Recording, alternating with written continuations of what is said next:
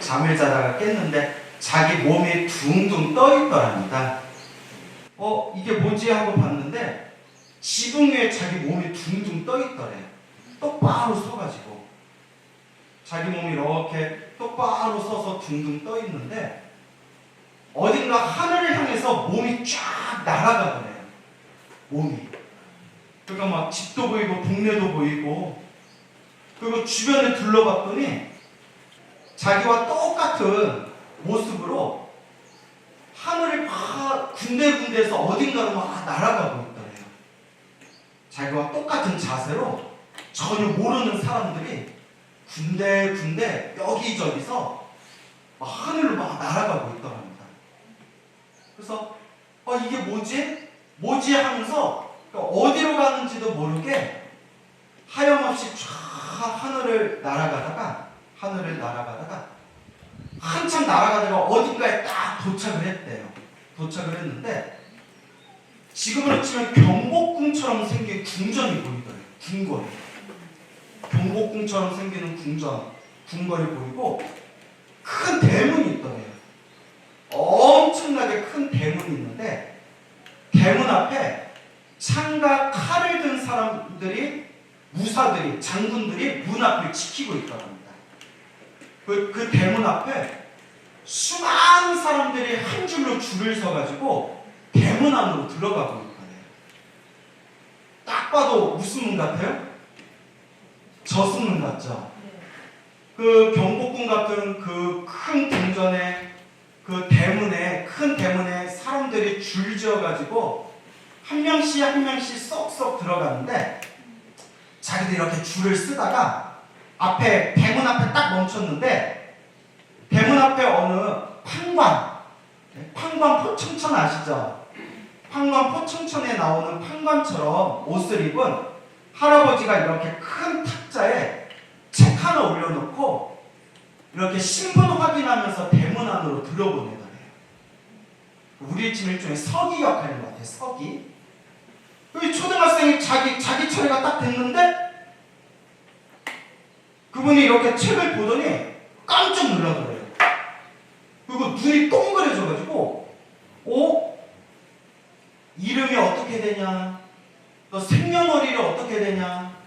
너 살던 동네가 어디였냐? 한참을 물어보면서 눈이 동그래지더니 막 책을 보더니 남들은 바로바로 문으로 확인만 하고 문 안으로 들어보는데 자기는 한 20-30분 동안 세워놓더래요.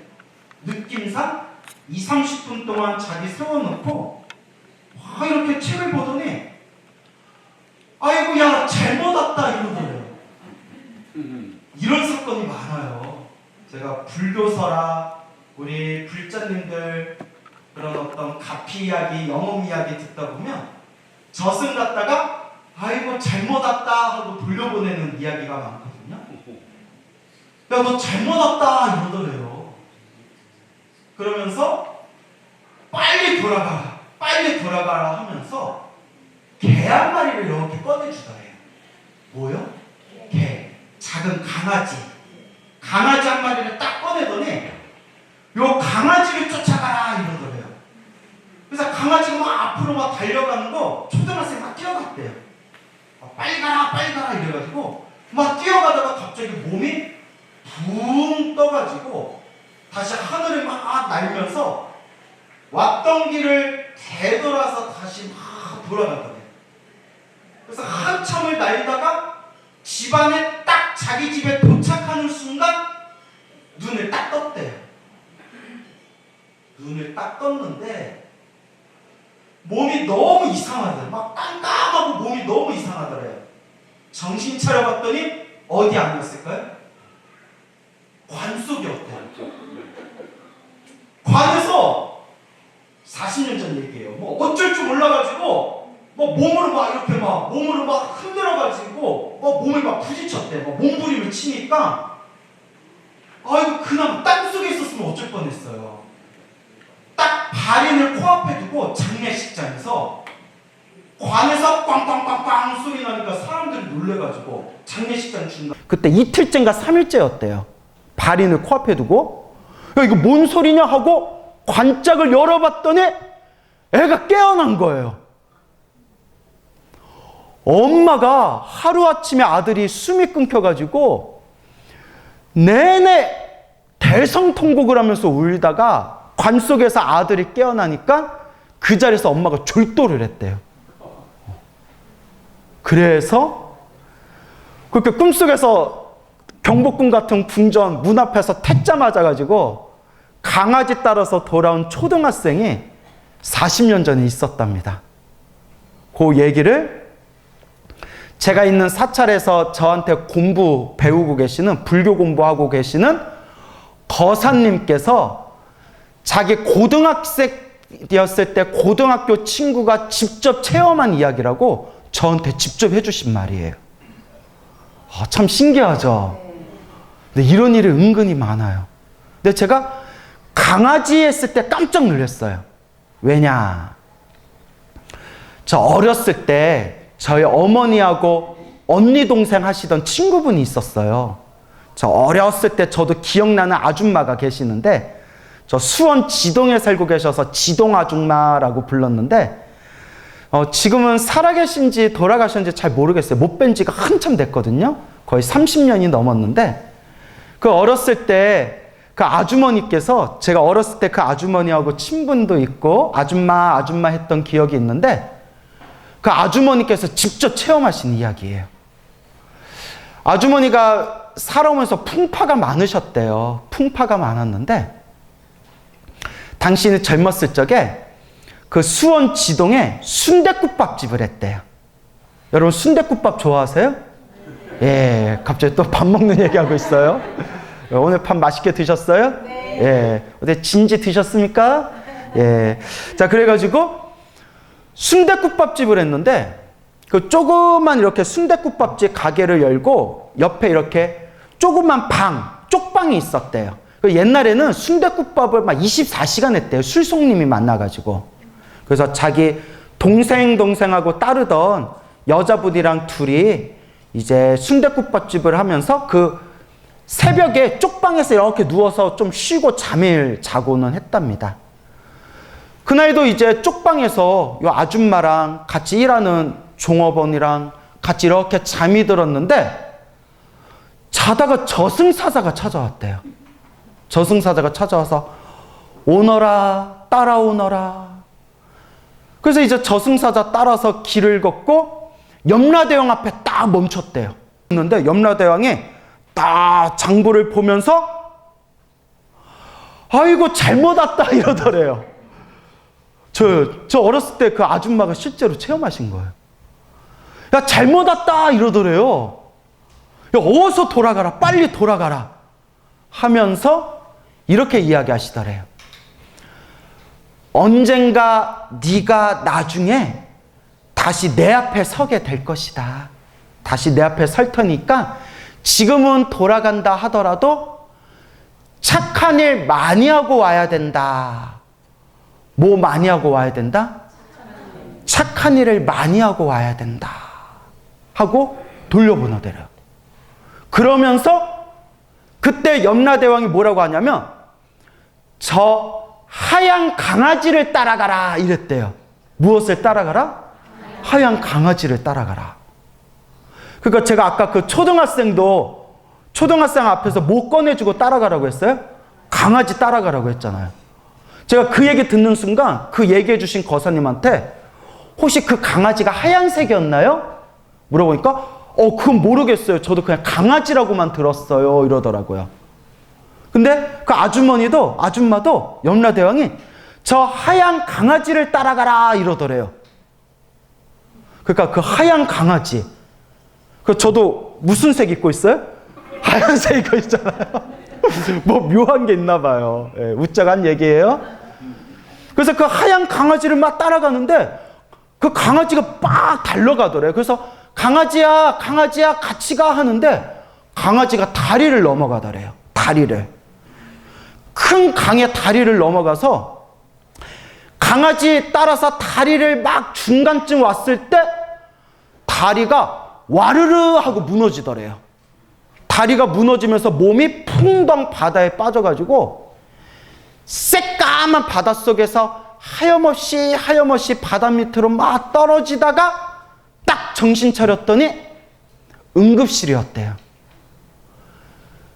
연탄가스가 새가지고, 연탄가스가 새서 옆에 같이 자던 종업원은 죽었대요. 종업원은 죽고 자기는 그 응급실에서 혼수 상태에 빠져 있을 때 어디 갔다 오고 저승의 염라가 대왕 만나서 하얀 강아지 따라가지고 이제 정신을 차려봤더니 자기가 응급실에 누워서 혼수 상태에 빠져 있었다. 그때 이제 정신이 깨어나신 거예요.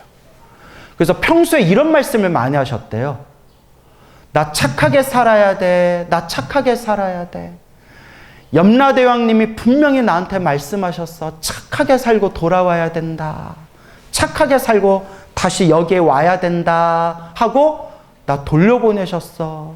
나 이번 생 착하게 살아야 돼 라고 하시던 그런 아줌마가 계셨습니다. 실제로 제가 아는 아주머니세요. 여러분, 이런 얘기 들으면 저승이 없다는 얘기 쉽게 얘기할 수 있겠어요? 없겠어요? 없어요. 이게 남 얘기가 아니에요. 몇십 년 후에 누구 얘기예요? 여러분 얘기예요. 여러분 이번 생 잘 살아야 돼요. 이렇게 저승의 염라대왕이 우리 기다리고 계신다. 착하게 살아야 된다. 실컷 얘기해냈는데 이번 생에 그냥 허투루 듣고 막 살다가 나중에 염라대왕 앞에 딱 서가지고 아이고 그때 내가 좀 열심히 살걸. 그때 내가 좀 착하게 살걸. 그렇게 후회하면 된다 안 된다? 예, 이미 늦어버린 거예요, 여러분. 이미 늦어버린 거예요. 참으로 무서운 일입니다. 그래서 제가 모 사찰에서 이렇게 염라대왕 저승사자 이 영험 이야기를 딱 들려드린 적이 있었는데 그 사찰에 어느 보살님이 저한테 직접 해주신 얘기예요. 스님, 저는 스님 말씀 100% 믿습니다. 스님 말씀 100% 믿습니다 라고 하더라고요. 아니 왜요? 했더니 그분 딱 하시는 말씀이 그분이 지금 한 5, 60 정도 됐을까요? 나이가 한 5, 60 정도 되셨는데 당신 아버지께서 이렇게 이제 잠이 드셨는데 평소에 그렇게 잠이 많은 분이 아니었는데 세근세근 쥐죽은 듯이 이렇게 잠이 드셨는데 하루가 지나고 이틀이 지나가는데도 잠에서 안 깨시더래요. 밥도 안 주무시고 그냥 잠만 주무셨대요. 이틀이 넘도록. 그 어머님이 자기 아직도 기억난대요. 옆에 어머님이 저 양반이 왜 저러나, 저 양반이 어디가 아픈가, 얼굴 보면 괜찮은 것 같은데 어디 탈이 났나, 왜 저러나. 그 어머니도 아버지가 너무 달게 고단하게 잠이 드셔가지고 깨워서 밥 먹으라는 소리도 못 하셨대요. 완전 쥐죽은 듯이 이렇게 주무시고 계셔서 그냥 저 양반이 왜 그러나, 한 번도 저런 적이 없었는데 왜 저러나. 그러다가 이틀 지나서 4일째 될 쯤에 갑자기 아버지가 부시시 일어나시더래요. 그러더니 한숨을 푹 내쉬더니 얘야 물 좀 가져와라, 냉수 좀 가져와라 이러더래요. 그래서 이제 아버지한테 물을 갖다 드렸대요. 그러니까 이제 그 가족들이 그냥 3일 가까이 잠만 주무시다 일어나셨으니까, 근데 얼굴에 새파랗게 질리셔가지고 물 좀 가져와라. 그러니까 이제 물 벌컥벌컥 드시고 숨을 하고 한숨을 쉬시더래요. 그러니까 가족들이 막 걱정도 되고 놀래가지고 왜 그래요? 어디 탈나셨어요? 어디 아프셨어요? 하니까 이렇게 얘기하시더래요. 나 저승 갔다 왔어 이러더래요. 어딜 갔다 왔어? 저승 갔다 왔어. 그러니까 주무시고 계신데 누가 자기를 부르더래요. 누가 나를 부르나 봤더니 새까만 옷을 입은 사람이 자기를 찾아왔대요. 누구예요?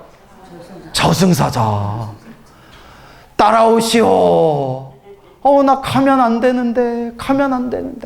따라오시오. 늦으면 안 돼요. 어서 오시오. 해서 딱 염라대왕을 만났대요. 근데 염라대왕이 이렇게 딱 보더니 야, 또 잘못 왔다, 야, 이러시더래요. 잘못 왔다, 이러더래요. 그 따님이 직접 해주신 얘기예요, 여러분. 잘못 왔다. 그리고 저쪽 시스템도 문제가 많아요. 아니, 툭하면 사람들 잘못 데려가. 아, 잘못 간 사람은 이게 무슨 난리야. 아이고, 잘못 왔다. 하면서 이렇게 얘기하더래요. 그대가 몇 살 때 다시 부를 거다. 몇 살 때 다시 부를 거다. 제가 그때 들었는데 지금 잊어먹었어요, 제가 똑똑하게 들었는데 몇 살인지 제가 좀 헷갈려요. 몇 살 때 다시 부를 거다. 얼른 돌아가라. 해서 정신을 딱 깨보니까 한바탕 꿈이었던 거예요. 그래서 가족들, 아유, 꿈 꿨네요. 꿈이네요. 너무 생생하다고. 너무 생생하다고. 아유, 꿈이네요. 아유, 괜찮아요. 괜찮아요. 살아 돌아왔으면 됐어요. 했는데 그 따님이 하신 말씀이 직접 해준 얘기예요. 그러니까 더 믿음이 가는 거죠.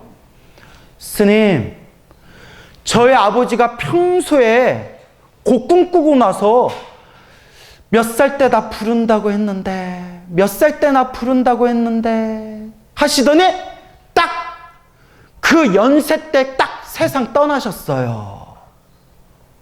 그 염라대왕이 몇 살 때 다시 부르겠다 했던 그 해에 주무시다, 편하게 주무시다가 갑자기 숨이 딱 끊기셨대요. 그래서 돌아가신 건 안타깝지만 호상, 그렇죠, 복 받으셨죠. 보살도 복 받고 싶죠. 염불 많이 하시면 돼요. 알겠죠? 염불 많이 하면 가실 때 편안하게 가신대요. 그 얘기를 또 제가 직접 저에게 해주신 말씀이 기억이 납니다. 그리고 이게 제가 이렇게 어디 불교대학 특강을 가거나 법문을 가면 사람들 졸릴 때쯤에 이렇게 한 번씩 염라대왕 이야기해주면 사람들이 졸다가 또 눈이 초롱초롱해져요. 전설의 고향이 재밌잖아요. 그래서 이 얘기 가끔 이렇게 해드리면 저도 기억나는데 저 부산에 열애선언이라고 있어요. 부산에 열애선언이라고 그 친한 스님이 거기 포교당 주지하고 계셔가지고 제가 1년에 한두 번 내지 두세 번 제가 가서 불교대학 특강도 하고 법문도 하는데 그때 백중 코앞에 두고 영가천도에 대한 특강을 했었거든요. 쉬는 시간에 한 나이가 60이 넘으신 60 넘으신 거사님께서 쉬는 시간에 스님, 저는 스님 말씀 100% 믿습니다. 또 이러는 거예요. 아니, 또 왜요? 왜요? 했더니 어렸을 때 고향 동네에서 자기 친구 아버지가 3일 만에 관 속에서 깨어나셨대요. 며칠 만에? 3일 만에. 정말 코앞에 땅에 묻히기 직전에 그때 3일 만에 관에서 친구 아버님이 딱 깨셨대요. 자기도 기억난대요. 그래서 깨어나셨는데 하시는 말씀이 어디 갔다 오셨다? 저승 갔다 왔다. 아직 때가 아니라고 다시 돌아왔다. 그 동네 사람이 다 아는 이야기래요. 아니, 본인 친구 아버지가 체험하셨다는데. 그래서 저도 야, 정말 이 저승의 세계를, 사후 세계를 무시할 수가 있구나 없구나? 없구나. 근데 요새는 3일 만에 죽었다가 다시 깨어나는 경우가 옛날보다 좀 덜하대요. 왜냐면 옛날에는 이렇게 숨 끊어진 거 확인하면 이렇게 깨끗하게 염해가지고 3일장, 5일장 해가지고 관에다가 고이 모시고 3일 내지 5일 지난 뒤에 땅에다 묻었잖아요. 그렇죠? 근데 요새는 갑자기 숨이 끊어져 버리면 부검을 해버린대요. 뭔 얘기인지 알죠? 한번 부검을 해봐야 된대요. 그래서 가족들이 안 하겠다 하면 되지만 또 갑자기 숨 끊어졌을 때 이렇게 부검하는 사례가 많아요. 부검하다 보면 자르고 다 몸을 뒤집어야 되잖아요. 그러니까 혼이 다시 와도 들어갈 데가 없는 거예요. 그리고 부검을 안 했다 하더라도 바로 어디다 넣어버려요? 냉동창고에 넣어버리는 거예요. 그래서 여러분, 제가 인터넷 신문에서 봤어요. 인터넷 신문. 뭐 건너 들은 얘기 아니라 인터넷 신문에 몇 년 전에 죽어서 사망 선고 받은 사람이 시체가 냉동창고에서 깨어난 사례가 인터넷 신문에 나왔어요. 보신 분 있나요? 그 인터넷 신문에서 제가 직접 본 거예요. 그러니까 조금만 늦었으면 거기서 저온으로 그렇게 저체온으로 그냥 죽을 수도 있었는데 정말 운 좋게 냉동고에 딱 들어가서 꽝꽝꽝꽝 소리가 나서 그때 지나가는 사람이 있었나 봐요. 놀래가지고 열어봤더니 의식을 깨었다는 거예요. 참 희한하죠? 예. 그래서 나 그 사람 한번 만나보고 싶어요. 뭐 보고 오셨는지. 예? 뭐 보고 오셨어요? 라고 한번 여쭤보고 싶더라고요. 신문에서는 그냥 냉동고에서 깨어났다. 천만 다행이었다. 그러니까 옛날에는 이렇게 사망 선고 받고 호흡이 끊긴 것까지 다 확인하고 염까지 했는데도 관에서 깨어나는 경우가 이렇게 종종 있었다라는 이야기를 어른들께서 많이 하셨습니다. 그러니까 여러분 착하게 살아야 돼. 뭐 해야 돼요? 착하게 살아야 돼요. 염라대왕 없다고 말할 수 있다 없다? 없다. 다음 생 우리가 염라대왕 앞에서 어떤 판결을 받을 줄 안다 모른다. 모른다. 지금 착하게 살아야 됩니다. 그래서 여러분 우리가 항상 복을 지어라, 선업을 지어라, 공덕을 닦아라 하지 않습니까? 그렇죠? 그래서 우리가 염라대왕 딱 앞에 있을 때 염라대왕 눈을 속일 수가 없대요. 너 왜 이렇게 평생 못된 짓만 했느냐? 아닙니다. 저 착하게 살았습니다. 저 착한 일도 있습니다. 거기 한번 책에서 한번 보십시오 해도 염라대왕 눈은 피할 수가 없대요. 고래 한번 볼까 하면서 짠 하고 무슨 대가 펼쳐져요? 업경대.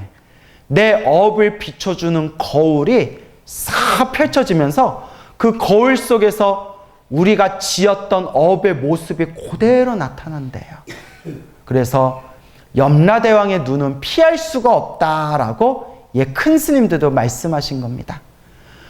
그래서 우리가 항상 공덕을 지어야 되는데 공덕 중에서 최고의 공덕이 무엇이냐? 여러분 꼭 명심하세요. 염불공덕이 최고의 공덕이래요. 무슨 공덕? 염불공덕. 그래서 불교설화나 큰 스님들 법문에 보면요. 여러분이 저승에 갔을 때, 여러분이 염라대왕 앞에 섰을 때 나무아미탑을 관세음보살, 지장보살 큰 소리로 염불하는 순간 저승세계가 완전히 광명으로 충만하고 지옥이 와르르르 무너지고 염라대왕 앞에서 염불하는 순간 염라대왕이 자리에서 벌떡 일어난대요. 귀한 분이 오셨습니다 라고 그 염불하는 사람을 최고의 VIP로 대접을 한대요. 불교설화 큰 스님 본문에 나오는 거예요. 누구 앞에서 염불하면? 염라대왕 앞에서 염불하면 염라대왕이 그 자리에서 벌떡 일어나서 예우를 해준대요. 그런데 그게 쉽다 어렵다? 어렵다. 우리가 선업을 많이 지으면 염라대왕을 만나지도 않고 중간 과정 없이 바로 좋은 곳으로 태어난대요. 우리가 악업을 많이 지으면 중간 과정 없이 바로 어디에 태어난다? 바로 악도에 태어난대요. 아니 저승 중간 과정도 안 거치고 그러니까 바로 죽자마자 바로 악도에 떨어져 버린대요. 그러니까 염라대왕 앞에서 뭐 할 시간도 없어요? 염불할 시간도 없이 그냥 악도로 떨어져 버린대요. 그리고 업이 애매할 때, 내가 지은 업이 뭐 할 때? 내가 지은 업이 애매할 때 저승에 가서 염라대왕 판결을 받는데 저나 여러분이나 그래 염라대왕 만나면 묻지도 말고 따지지도 말고 뭐라고 외치자? 아미타불 염불하자. 머리로는 다 그렇게 생각하고 있어도 저승 가서 염라대왕 앞에서 염불할 수 있는 게 1000명, 10,000명 중에 1명도 안 된대요. 왜냐? 업에 휩쓸려서, 뭐에 휩쓸려서? 업에 휩쓸려서 눈앞에 뭐가 씌어가지고 내 업보, 내 업의 바람에 휩쓸려서 저승에 가면 그 업의 바람에 휩쓸려서 머리로는 염불해야지 하면서도 염불해야 된다는 걸 잃어버린대요.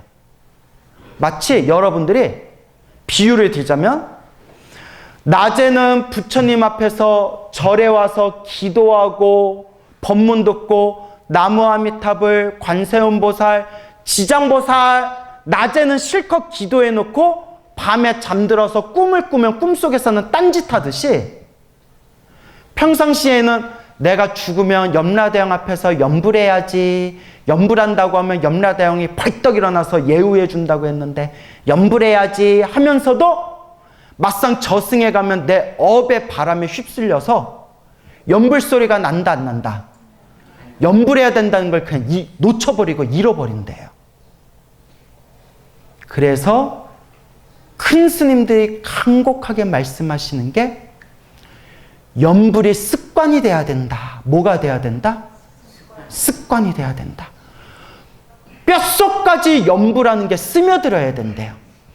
뼛속까지 염불하는 게 스며들고 꿈속에서도 기도해야 된다, 염불해야 된다라는 생각이 날 정도가 돼야 되고 그 정도로 간절하게 염불해야 염라대왕 딱 앞에 만났을 때 뭐 할 수가 있다?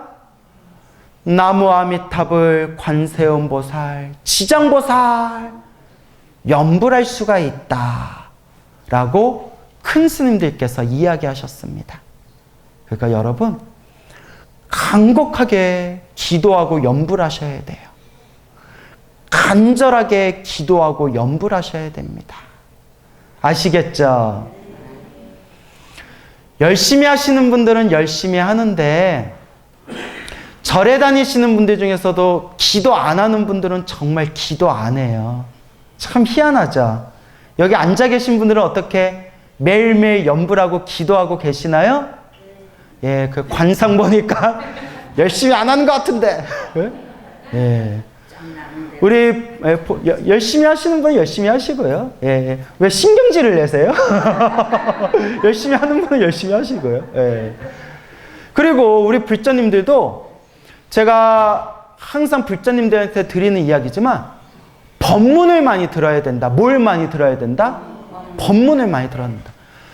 자꾸 듣고 들어야 아 부처님 가르침이 이런 거구나. 아 이렇게 닦아야 되는구나. 아 우리 부처님 가르침에 스님들이 말씀하신 법문 가운데 또 이런 수행법이 있구나. 그리고 평상시에 기도해야 되고 염불해야 된다라는 마음이 점점 희미해지고 게으름에 빠질 때 이렇게 스님들 좋은 법문 듣고 부처님 가르침 공부하면서 맞아. 이번 생 수행해야 돼. 기도해야 돼. 염불해야 돼. 복을 많이 지어야 돼. 이렇게 내 마음의 원동력을 일으킬 수가 있는 거거든요. 그래서 법문이 아주 중요해요. 아주 중요해요. 그런데 절에 다니시는 분들 중에서도 정말 법문 듣기를 게을리 하시는 분들이 엄청 많아요. 딱 절에 왔는데도 기도하고 밥 잘 먹고 자 이제 법문 시작합니다 하면 아유 이제 집에 가야겠네 하고 이렇게 집에 가시는 분들도 많아요. 제가 그런 분들을 뭐라고 하느냐, 이제 제가 만든 얘기가 아니에요. 부처님 경전에도 나오고 큰 스님들도 하신 말씀이지만 업보가 두껍다라고 말씀하셨어요. 뭐가 두껍다? 업보가 두껍다. 업장이 두껍고 업보가 두꺼우면 부처님 법문 듣기를 게을리한다. 부처님 가르침 공부하는 것을 게을리한다라고 경전과 큰 스님들 법문에 많이 나와요. 그래서 저는 예전에 이렇게 신도님들 보면 저도 예전에는 이렇게 좋은 법문을 하시는데 왜 안 들으실까?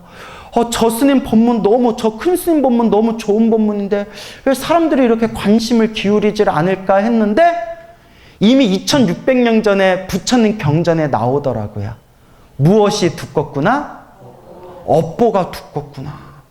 근데 이 자리에 이렇게 법문 들으려고 이렇게 앉아 계신 분들은 그래도 뭐가 있는 분들이에요? 그렇죠. 성근이 있는 분들이에요. 착할 선, 뿌리 익은 착한 뿌리가 있어야 부처님 법문 듣기도 좋아하는 거예요. 그런데 이것도 경전에 나오는 말씀이에요. 부처님 법문 들으려고, 부처님 가르침 공부하려고 법회에 모여서 법문 듣는 건 뭐가 있다고 했어요? 성근, 착한 뿌리가 있다. 그것도 대단한 거예요. 대단한 건데 듣기는 듣는데 앉았다 하면 조는 분들이 있어요. 네, 앉았다 하면 조는 분들이 있어요. 저도 어디 이제 법문 가면 많이 보거든요. 그래서 경전에서도 뭐라고 하면 아직 업이 두꺼워서 그렇다라고 얘기하세요. 뭐가 두껍다? 업이 두껍다. 근데 여러분들은 눈빛이 초롱초롱한 거 보니까 업들이 많이 녹으신 것 같아요. 그래서 예전에는 어디 이제 막 열심히 강의하고 법문하고 이렇게 또 큰 스님들, 어른 스님들은 이제 연세가 드셔서 목소리가 단조롭다 보니까 막 신도분들 중에서도 막 조는 분들이 많아요. 제가 어린 마음에 아니 저 큰 스님이 이렇게 멀리서 오셔가지고 법문해 주시는데 왜 저렇게 졸고 있나? 왜 저렇게 졸고 있나? 했는데 이제는 아니에요. 이제는 제가 어떤 생각이 일어나느냐? 와준 것만도 고맙다. 뭐 한 것만도 고맙다? 와준 것만도 고맙다. 이렇게 부처님 법당에 모여준 것만도 고맙다라는 생각이 듭니다. 그래서 여러분 자꾸 법문을 들으려고 노력하셔야 돼요. 알겠죠? 지금은 우리가 부처님 가르침 공부하기 너무 좋은 시절, 너무 좋은 시대예요. 이렇게 법당에 모여서 이렇게 스님들 법문 들을 수도 있고, 너무 바쁘거나 혹은 시간이 없어서 못 듣는 분들은 어디에서 또 볼 수가 있어요? 인터넷에서 얼마든지 또 들을 수가 있잖아요. 이렇게 좋은 시대가 어디 있어요? 그렇죠. 하지만 그래도 이왕이면 집안에 이렇게 앉아가지고 혹은 누워서 화면으로 보지 마시고 시간이 된다면 어디에 와서 듣는 게 좋다? 절에 와서 듣는 게 좋아요. 절에 와서 부처님께 절이라도 한 번 더 하고 부처님께 염불이라도 한 번 더 하고, 또 여러분 우리 이렇게 스님들이 기도를 열심히 하는 이 맑고 깨끗한 도량에서 여러분들이 잠깐 동안만이라도 가만히 앉아 있는 것 자체가 여러분들이 다 무엇 받아가는 거다? 다 기운 받아가는 거예요. 부처님 광명 기운 받아가는 거예요. 그래서 여러분들이 부처님 도량에 이렇게 직접 와서 가만히 앉아 있는 것만으로도 여러분들의 마음자리에 복의 기운이 차오르는 것이다 라는 것을 명심하시기 바랍니다. 아시겠죠? 네. 그래서 우리 불자님들께 제가 항상 드리는 이야기가, 여러분 다음 생을 무섭게 여겨야 됩니다. 내 생, 미래생, 내 생을 무섭게 여겨야 됩니다. 이 윤회, 생사윤회를 무섭게 여겨야 됩니다. 다음 생 우리가 소로 태어날지 돼지로 태어날지 개로 태어날지 장담할 수가 없습니다. 사람으로 태어나기 어렵고 부처님 법을 만나기가 어렵다고 했는데 다음 생을 무섭게 여겨야 됩니다 라고 간곡하게 말씀을 드리고, 이게 다 부처님 경전에 나오는 말씀인데 의외로 우리 절에 다니시는 불자님들은 다음 생의 무서움에 대해서 잘 몰라요. 그냥 대부분이 이번 생 저 그냥 행복하게 살게 해주세요. 이번 생 잘 먹고 잘 살게 해주세요. 이번 생 우리 가족 자식들 잘 되게 해주세요. 이번 생밖에 몰라요. 이번 생. 다음 생의 무서움을 몰라요. 그래서 어떤 분은 이렇게 얘기해요. 또 어디서 본 내용은 있어가지고, 스님 이번 생 최선을 다하면서 살면 다음 생도 행복하지 않겠습니까? 그래서 내가 막 박수 쳤어요. 너무나 말씀이 훌륭하다고, 맞다고. 이번 생 최선을 다해서 살면 다음 생 행복하지 않겠습니까? 맞다고. 그런데 그닥 이번 생 최선을 다하면서 살지도 않으면서 말로만 그렇게 말만 잘한다고. 말만 잘해요, 사람들이. 이번 생 최선을 다해서 살면 다음 생도 행복하지 않겠습니까? 맞는 말인데 솔직히 가슴을 손에다 얹고 생각해보면 이번 생 그렇게 최선을 다하면서 살지도 않고 이번 생 수행도 열심히 하지 않으면서 말로만 그렇듯하게 까먹고 사는 사람들이 많아요. 그래서 부처님께서 간곡하게 말씀하신 게 부디 인과법, 인연법, 다음 생, 다다음 생, 내 생을 무섭게 여겨라 라고 부처님께서 말씀하셨던 겁니다. 여러분은 다음 생이 무서워요? 안 무서워요? 무서워요? 무서우면 무서울수록 무엇을 열심히 해라? 염불을 열심히 하시기 바랍니다. 행복도 불행도 누가 지은 업이다? 다 내가 지은 업이에요. 좋은 일도 나쁜 일도 누가 지은 업이다? 다 내가 지은 업이에요. 좋은 인연도 나쁜 인연도 다 누가 지은 업의 인연이다? 다 내가 지은 업의 인연이다. 그래서 제가 늘 말씀드리죠. 부처님 가르침을 정말 올바르게 닦으신 분들은 남을 원망하는 마음이 점점 어떻게 된다? 점점 줄어든다. 이렇게 살아가는 것도 누가 지은 업의 인연이다? 내가 지은 업의 인연이고, 저런 사람을 만난 것도 누가 지은 업이다? 다 내가 지은 업의 인연이구나. 그러니까 여러분, 부처님 가르침을 닦고 닦으면 세상에 점점 부러운 사람들이 점점 사라져요. 막 질투나고 시기나는 그런 마음들이 자꾸 사라져요. 남을 원망하는 마음이 점점 사라져요. 결국 다 모대로 살아가는구나. 다 저마다 각자 자기 업대로 살아가는구나. 염라대왕 만났을 때도 누구 업보대로 가는구나. 내가 지은 업보대로 또 다음 생 가는구나.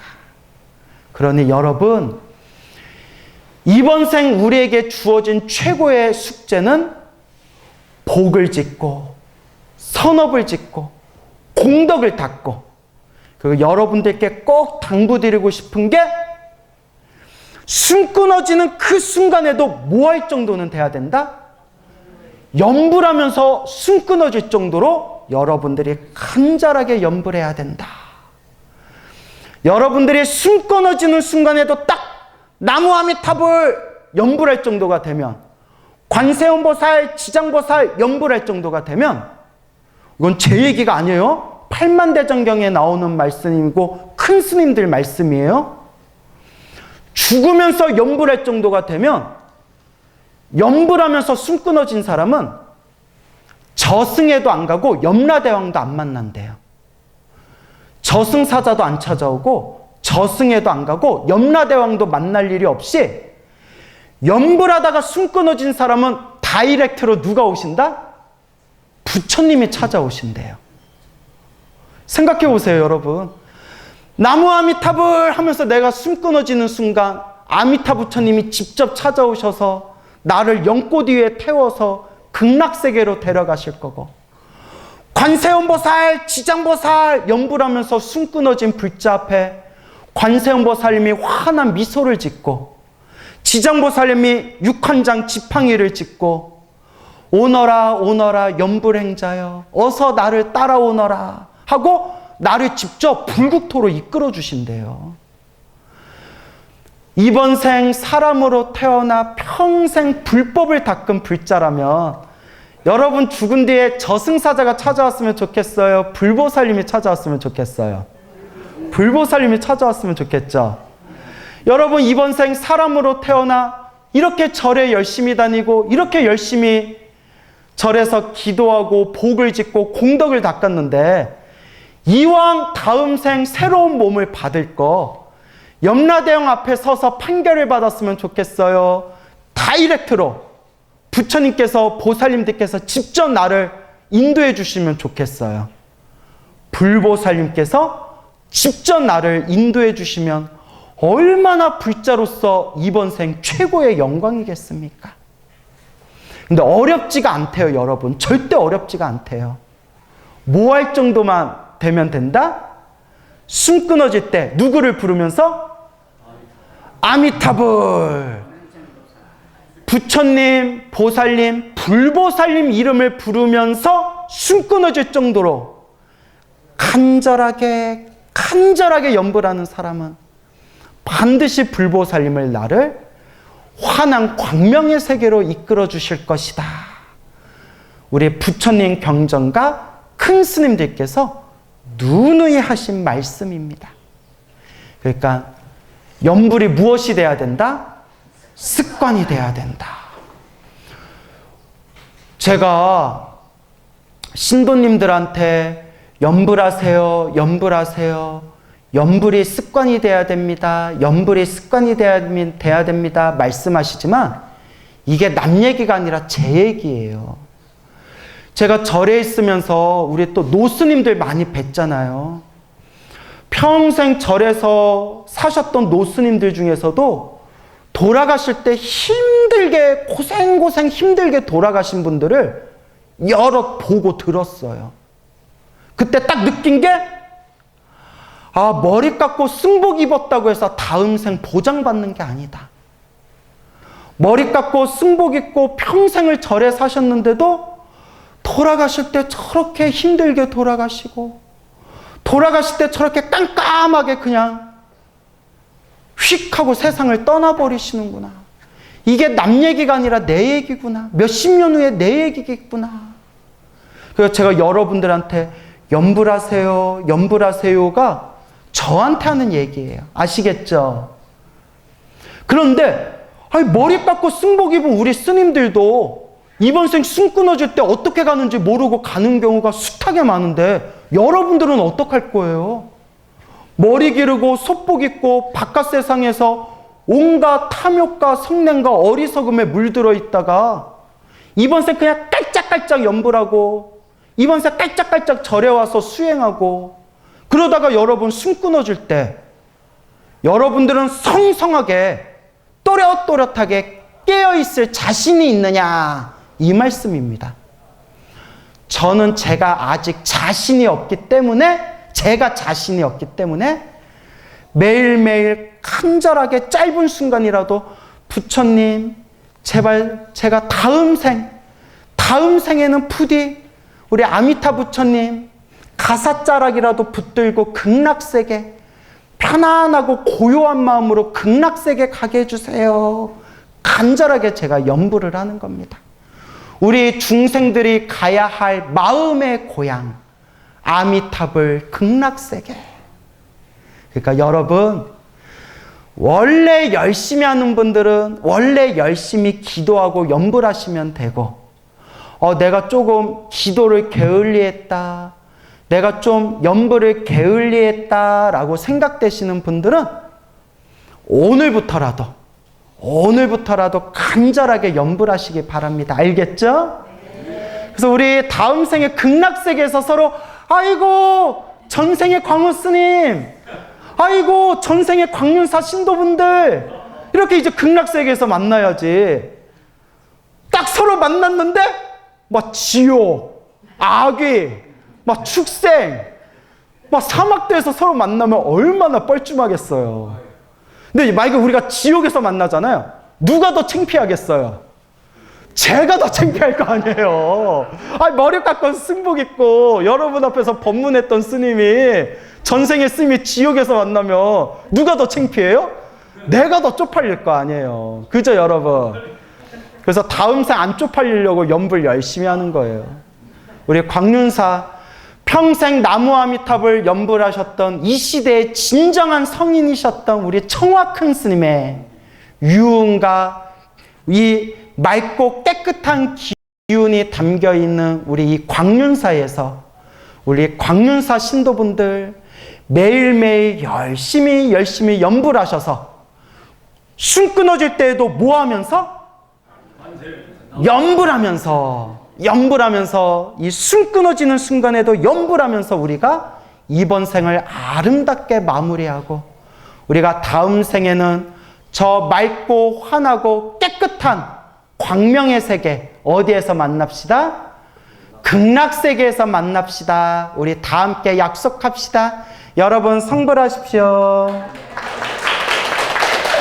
들으셨어요? 네. 이렇게 고준한 법문을 하시는데 우리 우리들 밖에서 하고 계셔서 이렇게 또 법문을 이렇게 들으러 오시니까 좋구만요.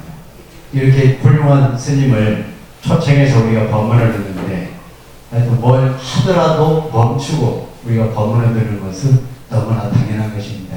오늘 잘 들으셨으니까요. 네. 오늘 법문을 해주신 광우 스님께 큰 박수